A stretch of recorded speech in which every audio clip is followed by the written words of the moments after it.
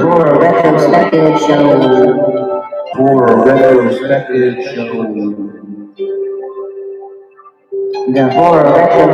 Show. Hello, lovelies. So I was tagged by an American Werewolf in New Jersey podcast to talk about my 10 horror subgenres. So, of course, in typical horror retrospective sense, I chose my own subgenres. So here we go. So, psychological film. I know some of you are probably expecting me to go with Silence of the Lambs. That's generally my go-to. That's one of my favorites. I decided to change it up and go with Bug. This is a film that I don't hear too many people talk about, and I think the cast is great. You have Ashley Judd and Harry Connick Jr. I believe I pronounced that correct. Connick as in tonic.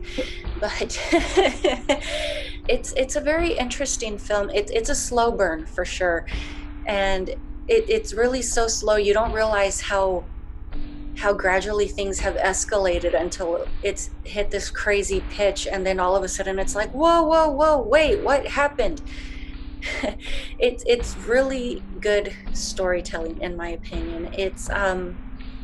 It's more to do with a person who is on a substance abuser and another person who is mentally ill, and they kind of share a group psychosis. That's really all I can tell you about this film. I don't want to ruin it.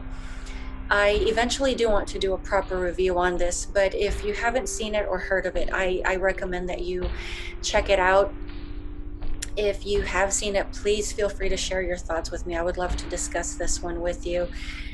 So, moving on to genre number 2, Giallo. I went with The Bird with the Crystal Plumage. I love Dario Argento. There are definitely a lot more visually stunning films that he has done in the past, and I don't know, everyone usually mentions Suspiria, which is really good film. I have nothing against it, but when I was first getting into film and discovering Giallo, it was Bird with the Crystal Plumage that sent me through a loop, and I was just like, whoa. And especially just, I don't know, this Giallo sense of how film titles really do subtly tie in with the plot. The title of the film really does not make sense until later in the film when we get our reveal, and it's like, oh, now I get it.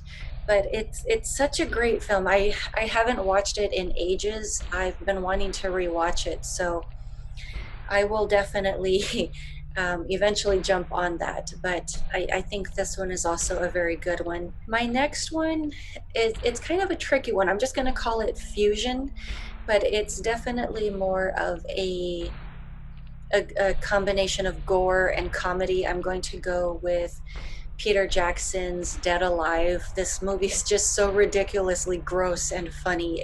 I get a kick out of it. I think it's hilarious, and yes, you do have a lot of zombie references. It's a zombie film, but I like the older Peter Jackson. He definitely, pardon my language, he was a lot more bollocksy and did a lot of these crazy things that you don't really see too many modern day directors do, and shoot, things even he doesn't do anymore. He was definitely a lot more adventurous, and I think going mainstream just kind of clipped his wings to a degree. He's still a good director, story writer, in my opinion. I think he's great.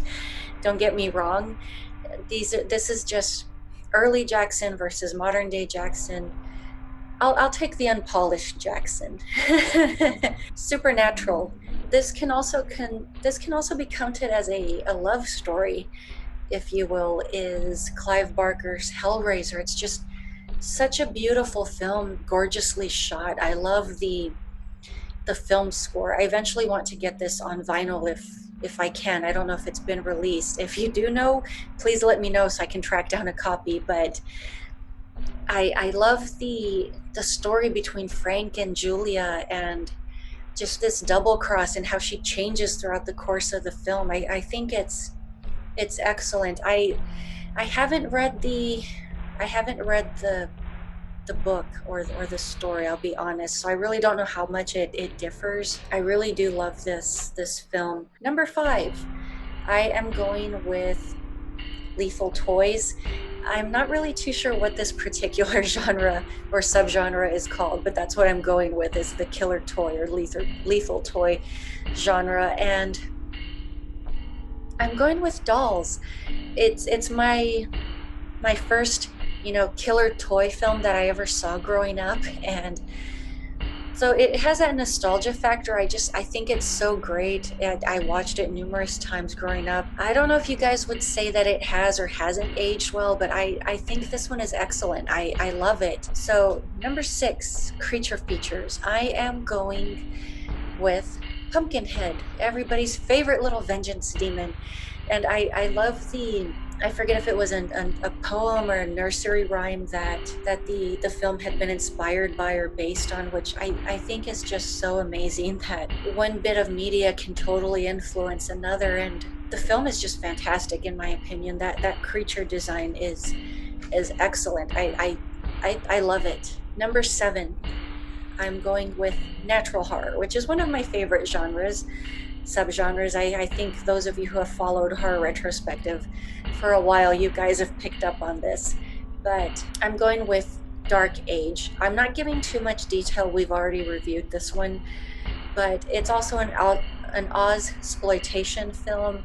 It's one of those giant killer croc movies. I think it's great. I love it. I still Certain aspects of this film still influence me today. I love the story of Numenwary and how the crocodile carries the spirit of the Aboriginal people. I think it's a very beautiful story, and it fascinates me, truth be told. But yes, this one's maybe it moves a little bit slow. It also does touch on the taboo of child death. So if you're that's something that you're sensitive to, you may want to either skip over that scene or maybe just skip this one. But it's a good film.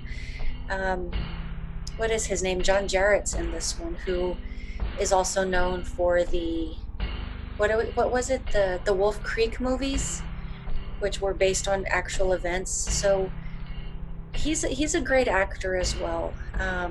You also have Burnham, who the only other film that I've ever seen him in was, um, I believe, The Howling 3, The Marsupials, which I know is not a favorite for some people, but I love that movie. I cannot help it. I love bad films.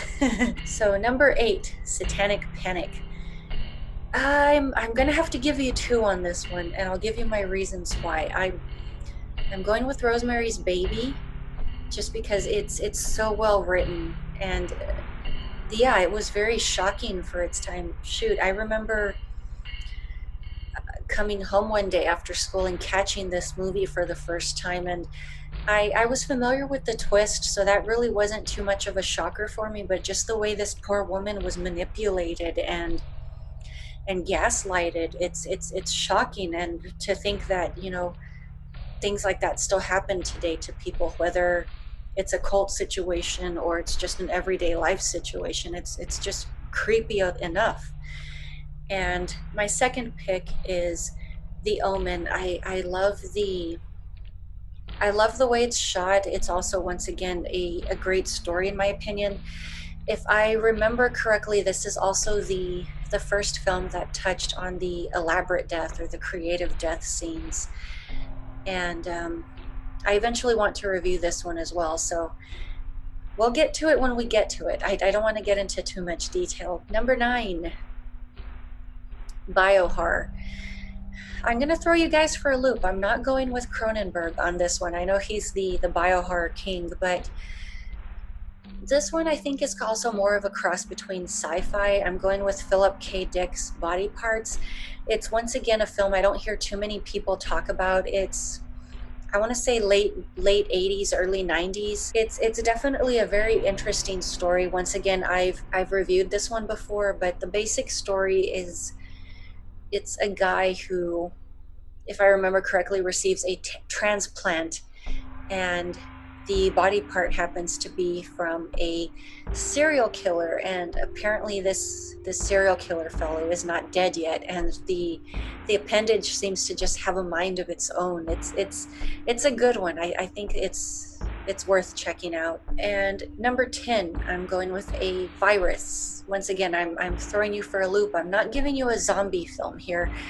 I'm giving you a bit of another twist here. I'm going with George A. Romero's The Crazies, which can definitely be considered a biohorror as well. It has a lot of Cronenbergian aspects to it. The first time I saw it, I was surprised it wasn't a Cronenberg film, but I think this one was a very good one as well. But these are my picks. I'm not sure if this tag is still going around. I know it took me a bit of time to get around to it, but if you're interested in doing it, by all means, please do. That is all I have for you guys for today, and I will talk to you later.